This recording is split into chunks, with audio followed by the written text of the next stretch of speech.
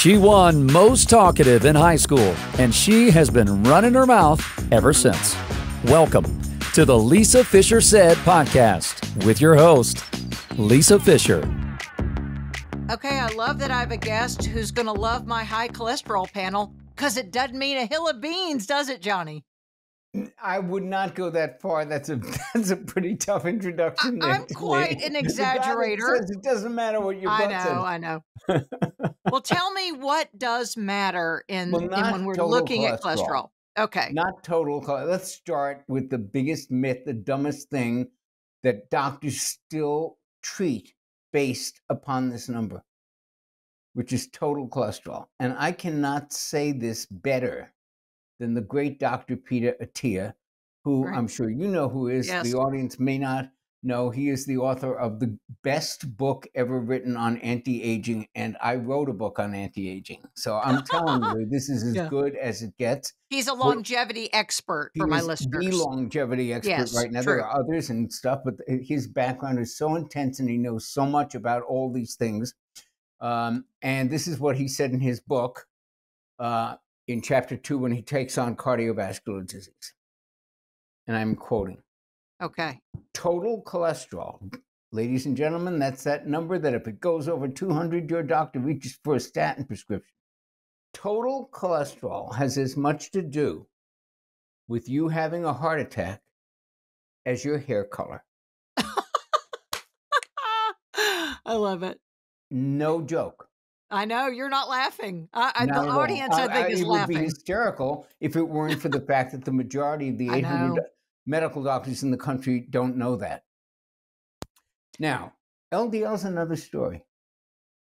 We have in our book, Steve and I, Sinatra and I think you need to know, Lisa, that sometimes when misinformation is so rampant, and so out there, like calorie counting is the secret to weight loss, and low-fat diets will prevent heart disease. When it's really out there, you sometimes, and you're trying to do a correction on this massive delusion, you sometimes overstate the case. So, for example, in the early days of low carb, when we were coming up with low carb, everybody believed calories were all that counted when it came to weight loss and, most other things, but certainly weight loss. And we kept screaming, it's not the calories, it's the hormones. The calories only matter in terms of which hormones they turn on and off. Right. And we kept screaming this, and it wound up, we were so agitated, and I think we overstated our case so much that we wound up saying calories don't even matter, and that's not true. Right. They do matter. They're not the star of the show. They're not the main attraction. They're a supporting player. We got that wrong. It's hormones that are really controlling most of it, but calories do have a part. They do make a difference. You can't eat 11,000 calories of fat or anything that doesn't raise blood sugar and say, well, it doesn't raise blood sugar, so I'm fine. It does matter. And it's kind of the same thing here. The old-fashioned cholesterol test that gives you 3 numbers, total cholesterol, which you don't even look at it. Okay, good. LDL and HDL is kind of equivalent. If I can go through the history of it very quickly, and you can see how we got here. Oh, really? Yeah. Okay, so 1963, when you weren't born and I was very young, we used to have health. They used to have health fairs to try to educate the public about various health metrics that most people were not aware of. Remember, there's no internet.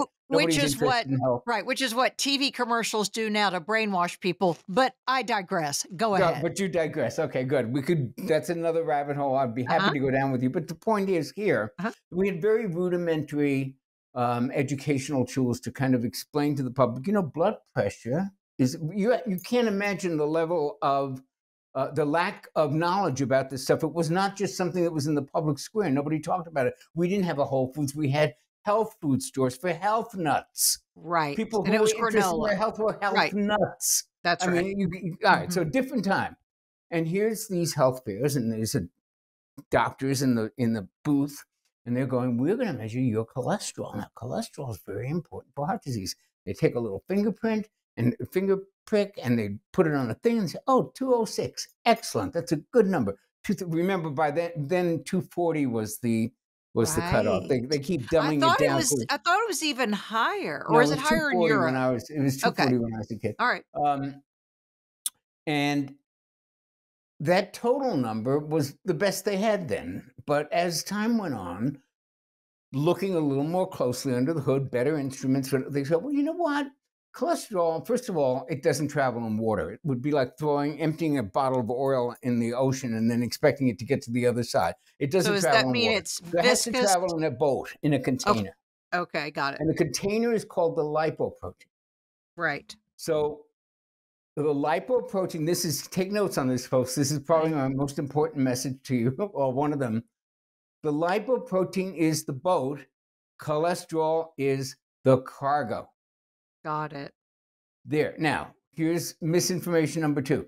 There is no such thing as good and bad cholesterol, because if you look at cholesterol under the microscope, it's the same cholesterol. Here's an example. I am Jonny Bowden. I'm a passenger on a train. I go to Grand Central Station. I get on a train to go to Philadelphia. Or I decide to get on a train to go to San Francisco.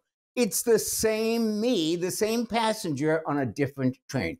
So what they noticed is that the trains kind of come in 2 different sizes. They're 2 different densities. One is, they're not exactly the same train that this cholesterol is getting on. One of them is one goes to Philadelphia and one goes to San.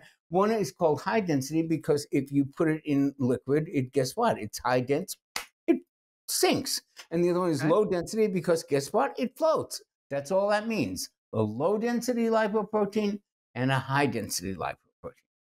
And because we didn't know much more than that, but we saw that there were some different functions, and it looked like we kind of, in a massive act of oversimplification, decided to call the LDL the bad cholesterol and the HDL the good cholesterol. And we have been stuck with this moronic division, which is equivalent to giving medical diagnoses based on if you're short or fat. Got it. Or short or tall. That's all you got, tall and short. And now that's a factor, but would you like to have a medical diagnosis and an operation based on like, oh, she's short, she's tall, she's fat, she's thin? It's idiotic. So there's no such thing as good and bad. There are 2 different types of lipoproteins. So we got into this habit of like, let's look at your LDL, your bad cholesterol. And if that gets too high, now we're going to be concerned. Okay, there's a little bit of truth in that, but it's minor. That method of looking at cholesterol was equivalent to the flip phone. The flip phone was a big increase in convenience, in accuracy, in a lot of things from those phones that they used to look like when I was a kid. The size of a Stanley Cup. They literally look like Buicks. Buick to your head. Pictures, black and white pictures on Google Images of guys walking, on the street with this monstrosity of a satellite phone.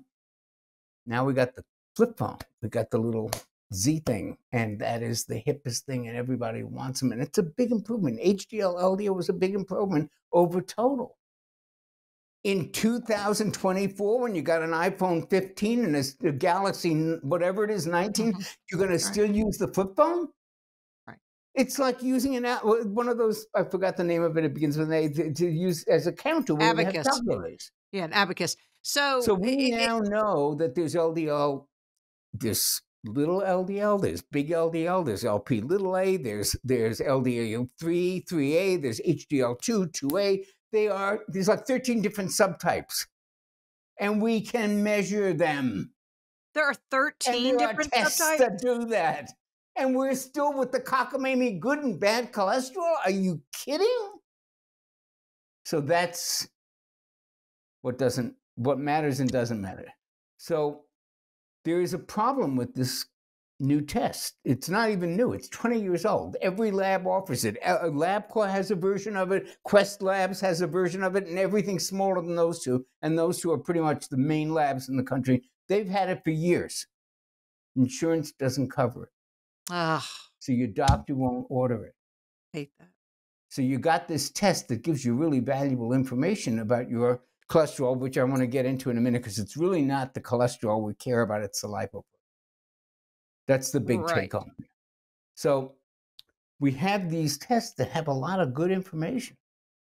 One of the things we want to know about cholesterol, and I'm going to call them by their correct name, which is what we want to know about your lipoproteins, because it's your lipoproteins that get stuck in the arterial wall, get damaged, release cholesterol, then all kinds of bad stuff happens. But that's like blaming the firemen for the fire or umbrellas for the rain. I mean, if you're a Martian, you're looking at the United States, you're looking from a distance and you go, it's raining, all these umbrellas. I guess the umbrellas caused the rain. No, the cholesterol spilled out when you had an accident.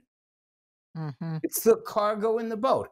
So if I'm in charge of a marina, as long as we're using the boat analogy, and my job is to prevent accidents, what's the number one thing I want to know? How many boats are in the water? Do I care how much beer they're carrying? Do I even care how many passengers they have? Do I even care what brand of towel they have in the washroom? Or do I care how many vessels are there? Because they're the things that bump up against each other and cause crashes. In a similar way, what we want to know is how many LDLs do you have in your bloodstream? Now, they're called particles. That's technical talk for LDL. They're particles.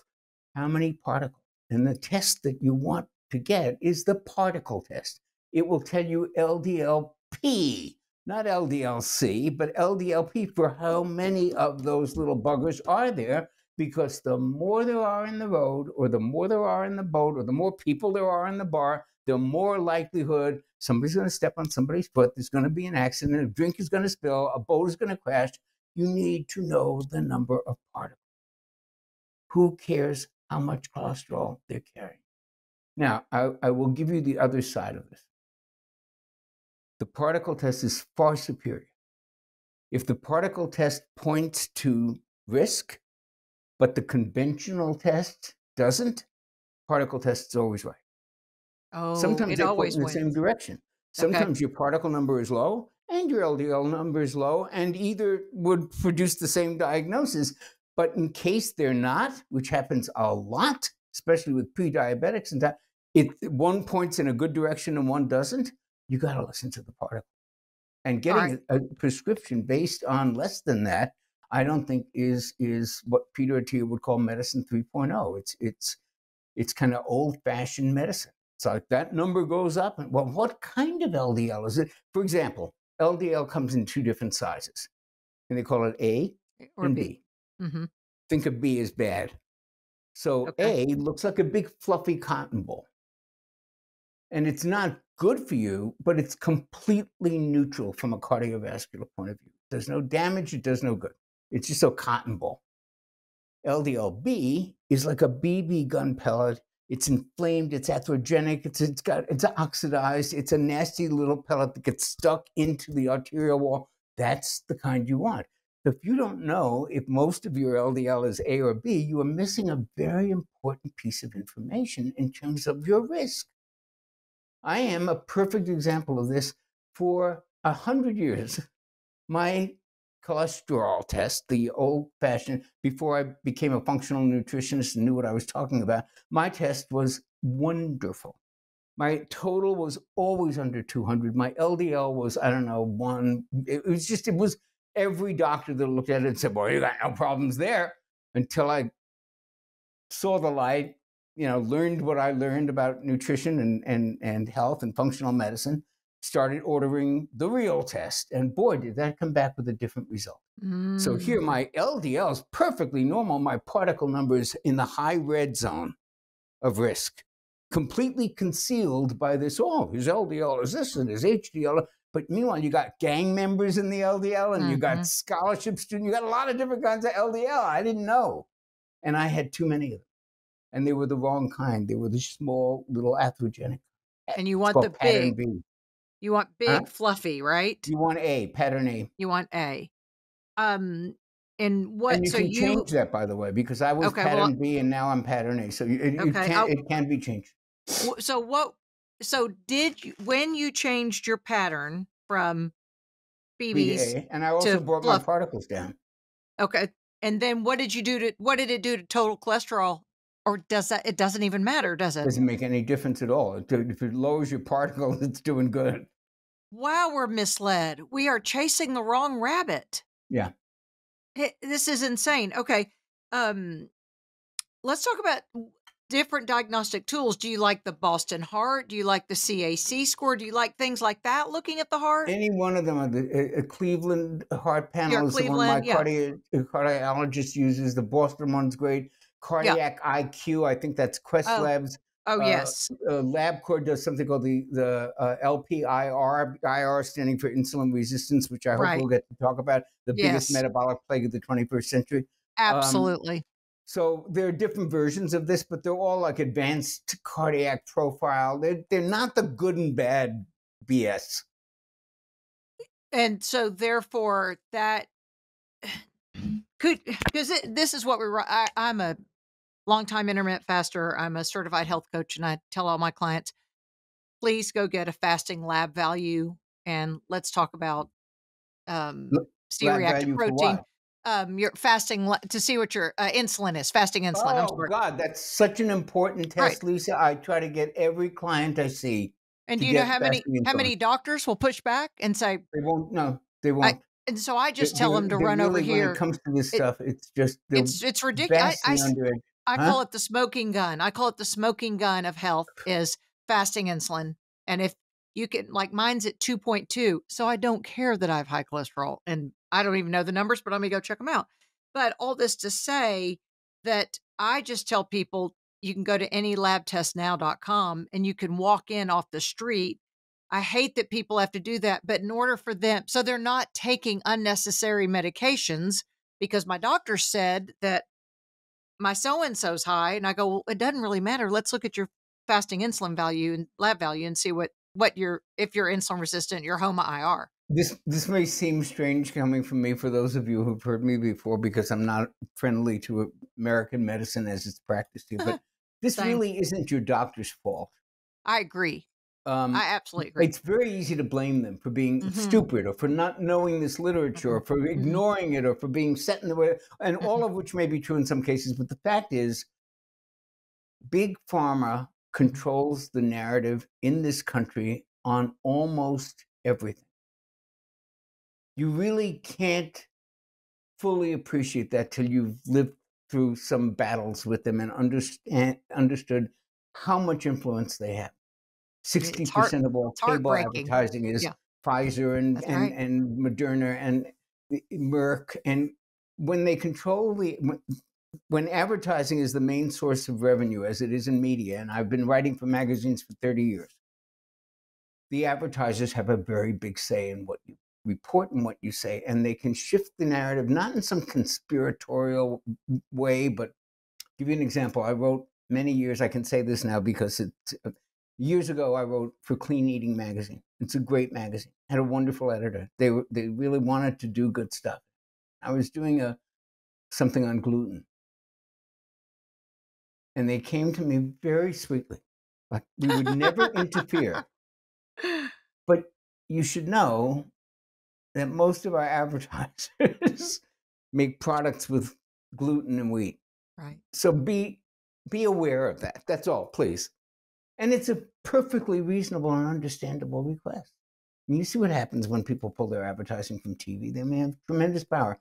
Big pharma literally controls areas of communication, and the pandemic was the most obvious and clear example to those of us who were looking, but it has done this for years. And that's why your doctor doesn't prescribe the test.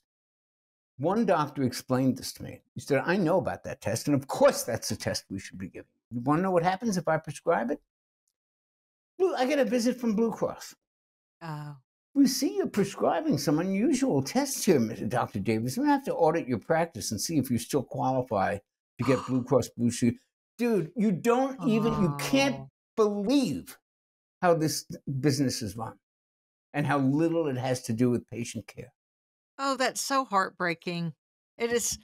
Oh, that's so heartbreaking. I had dinner the other night with two physicians, and the doctors. One doctor who's 52 said, for some reason wanted to bring it up. Well, I don't take any statins. And I went, how did we get from there to here? Like, how did this come up? And I said, well, same. I never would. And my husband said the same thing. But the physician who practices internal medicine said, well, I've got a story of a man who ate low fat and didn't have a heart attack, and a man who did eat high fat had the heart attack.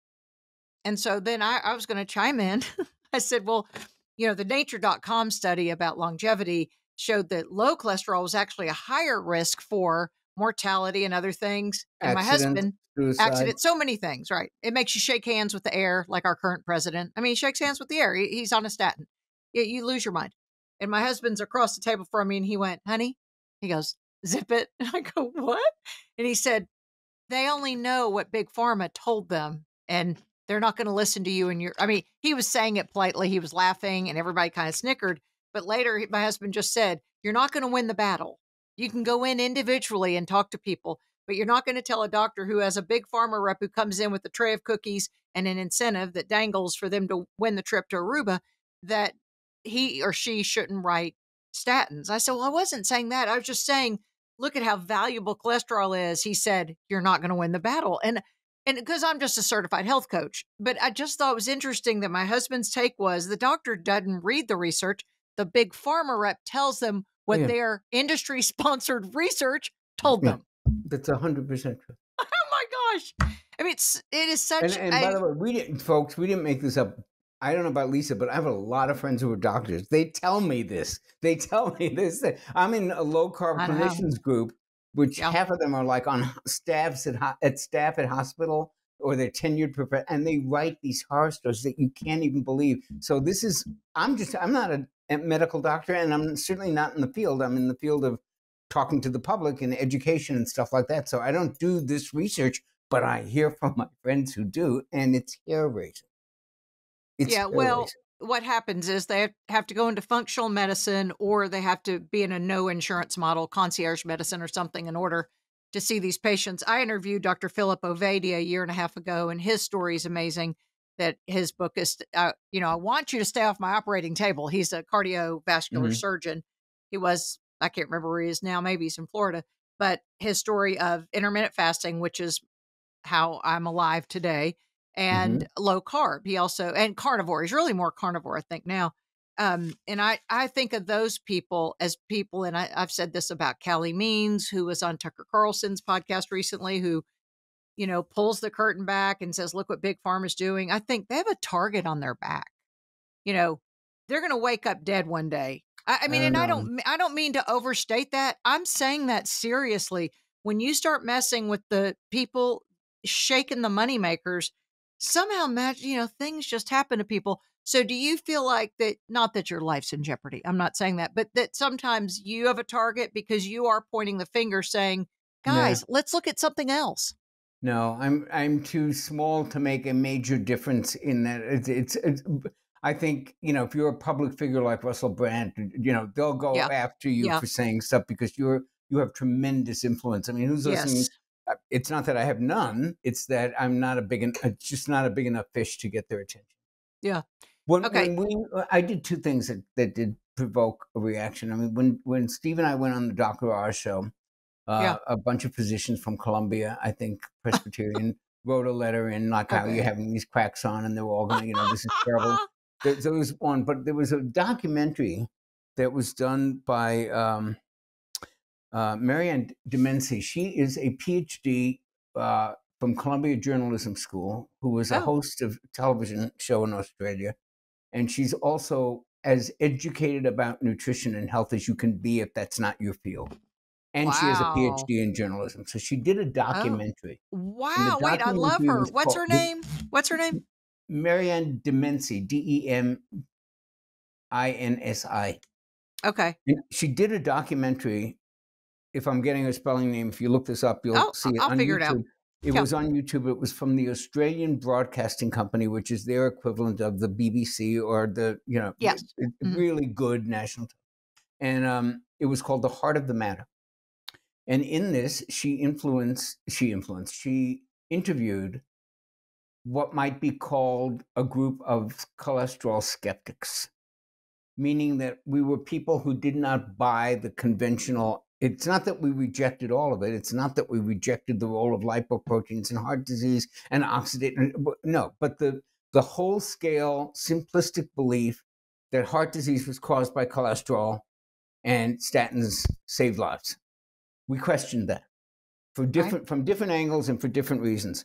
And to give you an idea, it wasn't just cockamamie Jonny Bowden, the nutritionist. It was John Abramson from Harvard, who's been on the faculty there for 20 years and who has testified for more drug trials than any other physician in America.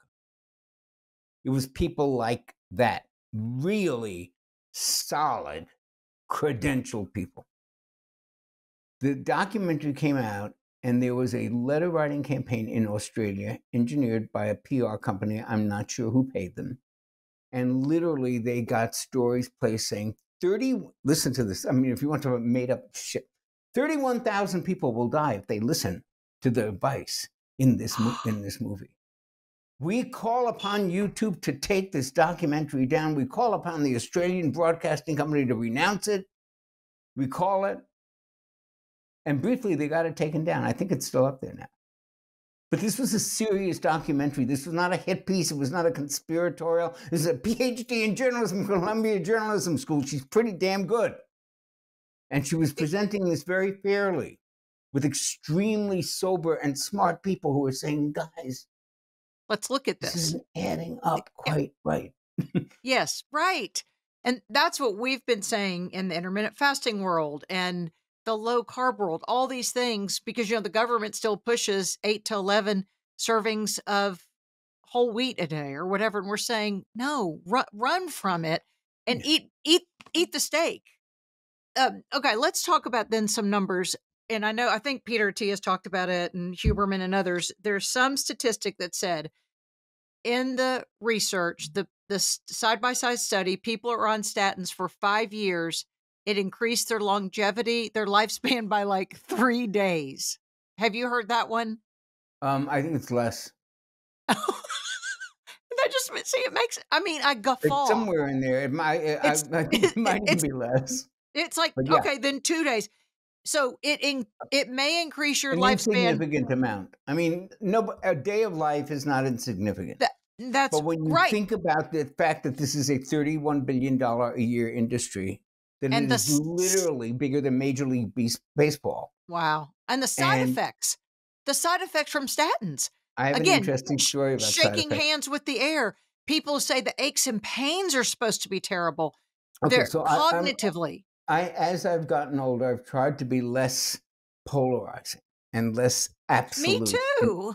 So let's say this: statins are not this evil thing. How they're being used, prescribed, and promoted borders on evil, but it's a drug. It has some effects on some people. It has a mildly anti-inflammatory effect, and given that most of us are just walking inflammation factories, that probably does a little bit of good. It thins the blood a little, like turning it maybe from the consistency of ketchup to red wine.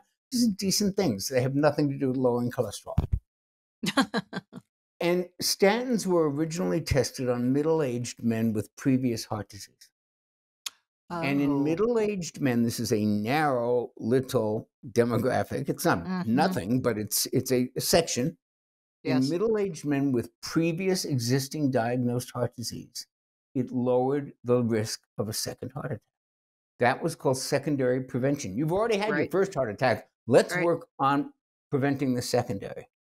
Preventing a first heart attack is called primary prevention. And the data on that is not really that great. Wow. And not only that, but on no planet, if there isn't a market influence, would you take data from middle-aged men and start to say, well, that probably applies to 13-year-old girls, and we should definitely put that 74-year-old woman on this because, after all, it worked on middle-aged men. So that's when they started doing brand extension on the statins. There was a campaign at one point. I think it got stopped, but it was just they were telling mothers, your 13-year-old has high cholesterol. Let's get it early. Stop it. Do you think I could make that up? They were putting 13-year-olds on statins because Mrs. Jones, your kid, he's got. Oh My It's word. not only is it medical malpractice, it's probably criminal. It's criminal. No, that is what I was going to say. It's criminal. It's child abuse. The same thing we did by making, well, All right. the last few years. Ugh, it makes my blood boil. All right. Well, let's talk about, I mean, really, you and I know the problem in this country is obesity is an issue, and it is a symptom of insulin resistance, metabolic syndrome, and all the things. So let's talk about how you turned your cholesterol profile around, what you did with nutrition, just in the event if somebody's interested. Because you have your I'm still PhD in doing it. clinical I'm still nutrition, doing right? it. I don't have my particle numbers far from in the green, Okay. and I'm always fighting to make sure it doesn't go into pattern B, the bad one with Okay. small guys. So it's an ongoing fight. But when the times when I get my best numbers are when I'm the most low carb. And again, I don't Right. necessarily think that's right for every human being on the planet. I understand. But for my metabolism and my genetics, I mean, I think low junk food is right for everyone on the planet. Right. There is just no person who is genetically adapted to junk food. But That's right. as hard as I am on vegans, and as much as I don't believe, as a rule, it's a generally healthy lifestyle, I can't deny the existence of a Joel Furman, who's a very fit, I know. very healthy guy I in know. his 60s who looks 20 years younger, and Right. obviously that works for him. And I'd like to just point out, folks, he didn't start being vegan until he was like 20. So, like, when I Okay. hear about people who are raising kids on vegan diets, my blood boils. Criminal. But Again, I criminal. don't want to do that. I'm just know. saying that obviously people have different genetic makeups, hormonal makeups, different, all kinds of things. And we can't really make these assumptions that what works for one person works for everybody. But That's in general, for me, a lower very good carb, advice. higher fat diet, Me too. coupled with intermittent fasting and sticking to it. I don't always do it, but when I did, and intermittent fasting like that, and better sleep, Oxidative had a stress. very, very salutary effect on Yes. my particle number and on my particle size. Well, plus I always say to my clients that I can help them save money because with intermittent fasting, you eat less. And plus, I will make it so that I will have you adapt your circadian rhythm so that you're getting sunlight in the morning, sunlight in the afternoon, vitamin D during the day. You're going to sleep well. You're going to drink more water. If you're married, I tell people, I hope you have good sex. I mean, if you're not, I'm saying wherever you are in your life with your Oh, listen, relationship. I struggled with that for a long time because if you talk to many of my colleagues in a private area, they will all tell you exactly what you said. And Oh, whether really? you have a partner or not, Right. getting out of touch with your own sexuality and your own ability to orgasm is, Agree. I can't show you a double-blind study on this, but go find somebody that knows what they're talking about that disagrees with this. It's really important to keep orgasming. And It's I mean, therapeutic. just as a physical thing, physiological thing, it is an anti-aging strategy. So, and more important than the orgasming is the findings of the happiness study. 85-year study going on to this day. It's in the fourth generation. Fourth person is now the leader of the study. They've studied 4 generations of people to find out what makes people live long and live happy. What makes them the happiest? What makes them the most fulfilled? What eating patterns are associated with that? What exercise patterns? And here's the variable that comes up so far high above every other thing that you can imagine: relationships. Number 1, it's also number 2, it's also number 3, and then you can talk about the other stuff. They went to Sardinia, and this is good take home, folks. Peter Attia talks a lot about how do we stay healthy till we're 100. Well, he's an engineer and a mathematician in addition to a cancer surgeon. He's the most brilliant man He's in a America. Genius. Yes, he is a genius. So he sits there with his charts and he goes, how much muscle is lost per decade? How much oxygen capacity? What will we have to do to reverse engineer what we should do in our 50s in order to be able to be a kick-ass 100-year-old? What do we need to do in our 60s? And by kick-ass 100-year-old, all he means is a set of functional things that you should be able to do to live in society, be able to carry groceries to the door, be able to maybe put a light suitcase in the upper bin in the airline, just functional stuff. What would you need to do now to do that? And you've got this whole spreadsheet of stuff he's got to do, right?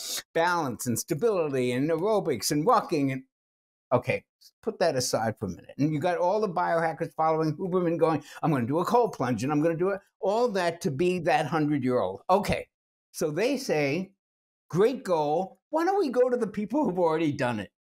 Why don't we go to the people who are 100, who are kick-ass, who are herding sheep in Sardinia, and ask them and observe them and see what do they do. So they go to Sardinia, one of the blue zones, the one that has the highest population of male 100-year-olds who are functioning.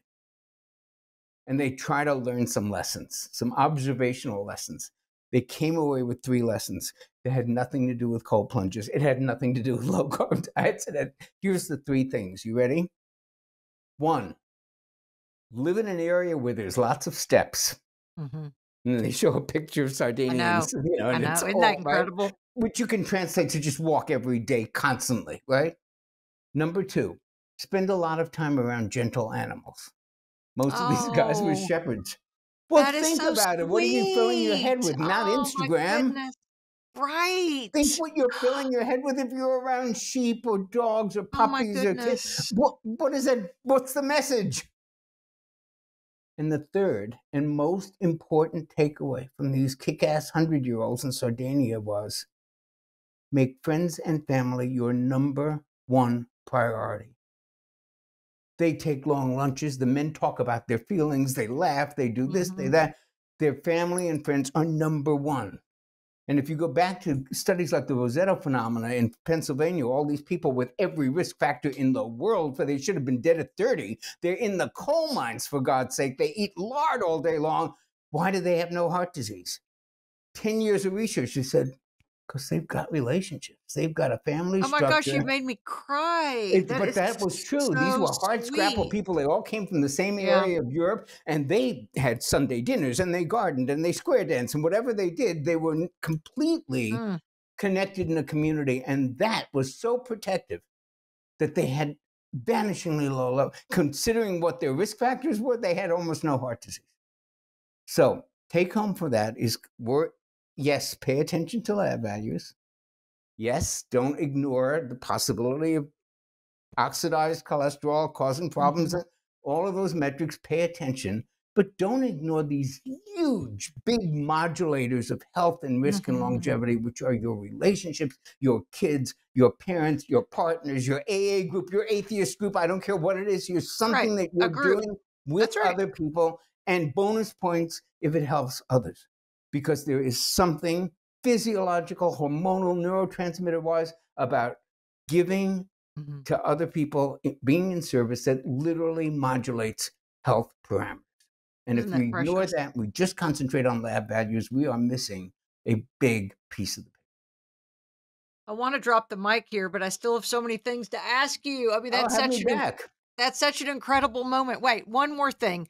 So the person who's listening, because I get this all the time. I, of course, by law, I do not give medical advice. I'd send them things like your book. I have to say this. I say the same thing. Right. I tell people, read this book. It's written by an MD and a PhD. But people for some reason, feel threatened by their provider when they say, I want you to look at my particle size, or I don't want to take your statin. I don't know. Yeah. I'm a Jew from Jersey. I've got chutzpah. I can go in there and I can ask anything. But I'm down in the South where people are sweet and they have a hard time. What do you suggest? It's beyond my pay grade. Yeah. What you're dealing here with is entrenched beliefs, social class, yes, power positions. You know, here's a very fast story. There was a really, really awful crash in Korean Airlines a decade ago or so. And they did endless investigation to try to find out, how did this go wrong? The signals were here, and the assistant pilot or whatever it is he had to see it. You know what the answer was? Their status thing was so embedded in their heads that the assistant who saw that these things did not feel he could question the pilot's judgment, even though the pilot was going off the rails with this. And he that's not, he knows what he's doing because he's the pilot. And that's how my parents grew up with the doctor. Yes, the doctor that's exactly right. That's exactly right. You have a lot of that. And it's not necessarily the doctor's fault. There's a system in which, the the doctor is God. And I believe that profession attracts a lot of people whose personality lends themselves to that, maybe more than its share of authoritarian personalities, and it's just a guess. Certainly many people go into medicine to heal and to make a difference, and they're motivated, but the system is so stacked against it. When you talked about, like, go to somebody who's outside the insurance company, you can't practice what we're talking about and be embedded in that, because the insurance companies call the shots. That's who we should be wagging our finger at on Capitol Hill. That's right in our fiber now. I mean, it's a part of the system, and it's the frogs in the warm water, and we don't realize it's boiling. You know, it's where we are. Okay, nutrition wise, what supplements do you like maybe for cardiovascular health or other things?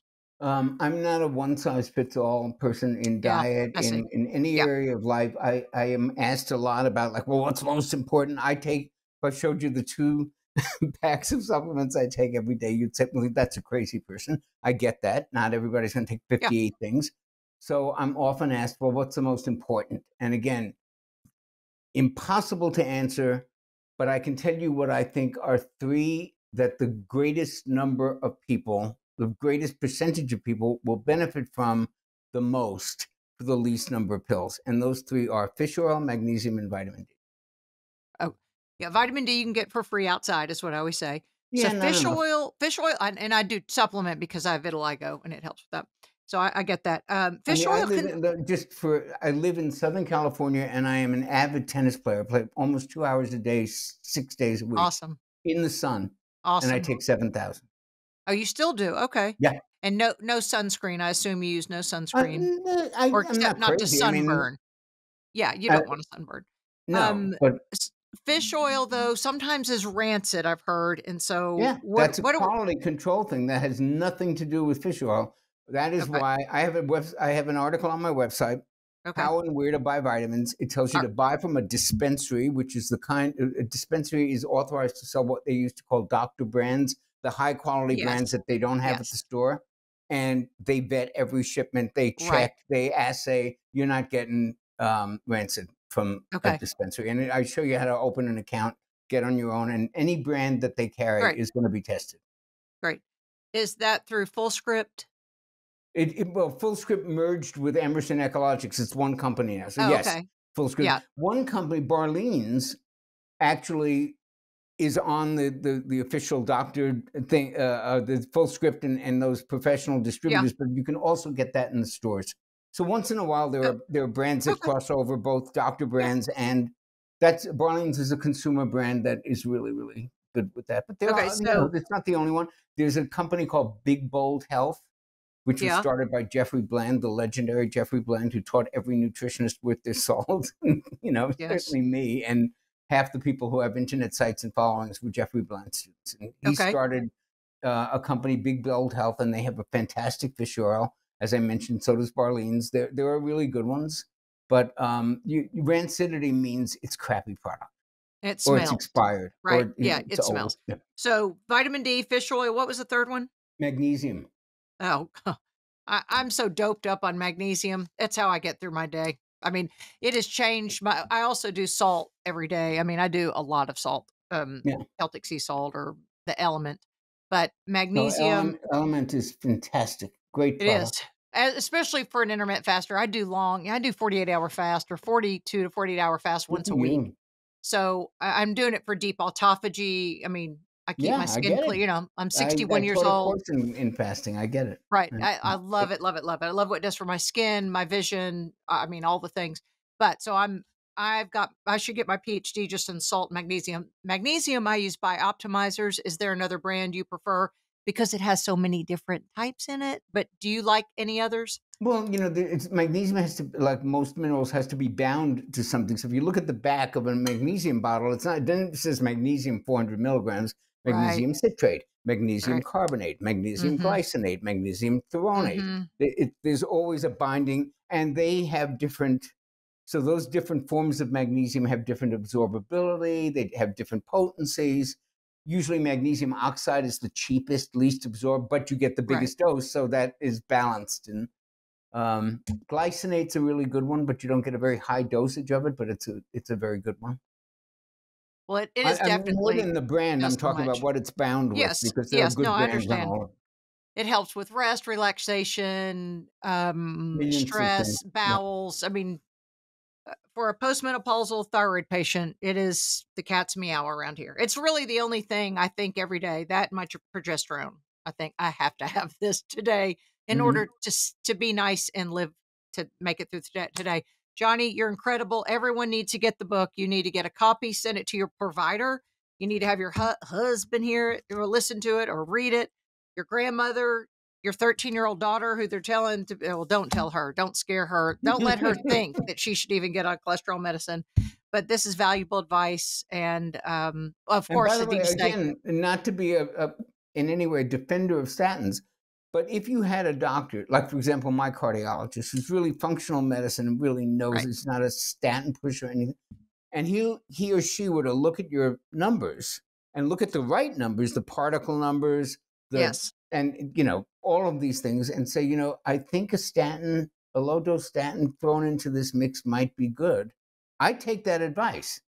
What I hate is the Dr. Jones, cholesterol's 206. You need to be on a statin or I fire you. That I want to just strangle with my bare hands.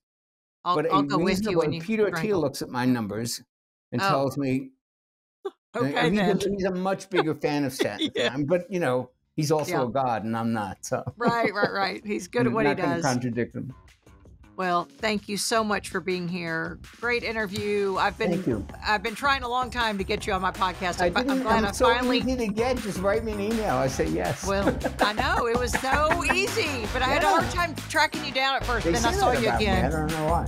I was like, I'm getting him now. Thank you so much for being here and doing this. My pleasure. Thank you. Thanks for listening to the Lisa Fischer Said podcast. Be sure to hit subscribe and download all the episodes and leave a review, won't you? The Lisa Fischer Said podcast is produced by ClantonCreative.com.